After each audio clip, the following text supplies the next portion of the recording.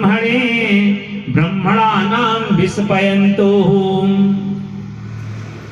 जिन प्रभु की लीलाओं को देख करके चतुर्मुख ब्रह्मा भी थक गए, समझ में नहीं आया कि ऐसे प्रभु का चिंतन करते हुए भगवान ब्रह्मा जी के भी मान का मर्दन किया। उस योगेश्वर कृष्ण को हम और आप इतना जल्दी नहीं समझ पाएंगे। राम का जीवन बड़ा सरल था, बड़ा सादगी युक्त था, उसको समझने में कोई कठिनता नहीं होती थी पूर्ण रूप में। लेकिन कृष्ण के जैसा नाम ना वैसे काम भी है। कर्ष इति कृष्णः, कृष्ण का मतलब ही है जो हमको आकर्षण करे, हमको अपने तरफ खींचे। भगवान का नाम योगेश्वर है। योगियों के भी योगी हैं जिनको ये ऊपर भोग विलासिता पकड़ ही नहीं सकती, ऐसा है कृष्ण। उस योगेश्वर कृष्ण को जो है ब्रह्मा भी समझ नहीं पाए। जीना है तो ऐसे जिए गोकुल में कि कोई भी देख करके कह सकता था ब्रह्म नहीं है। मित्रों के साथ रहे तो मित्रवत रहे, और राक्षसों का संहार भी किया तो अकेले में 1 महीने के अंदर पूतना का भी वध कर दिया भगवान ने।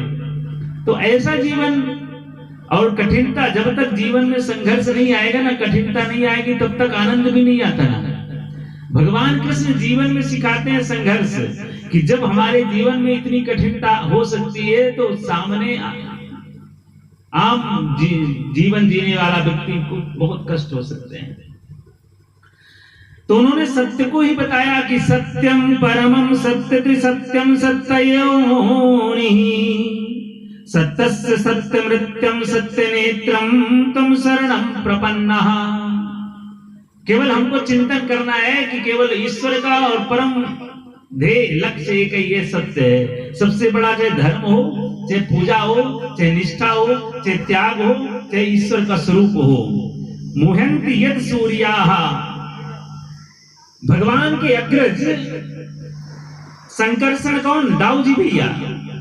उन्होंने भी कन्हैया की लीलाओं को देख करके मोहित हो गए कि वो भी समझ में नहीं आया। उन्होंने तेजो राजिवृदं यथा विनिमयो पाषाण यमुनात कंठिनतमः। भगवान का जो धाम है, 3 धाम मुख्य हैं भगवान कृष्ण के। श्री धाम वृंदावन, श्री मथुरा और द्वारिका। ये 3 धाम भगवान के लिए बड़े मुख्य हैं।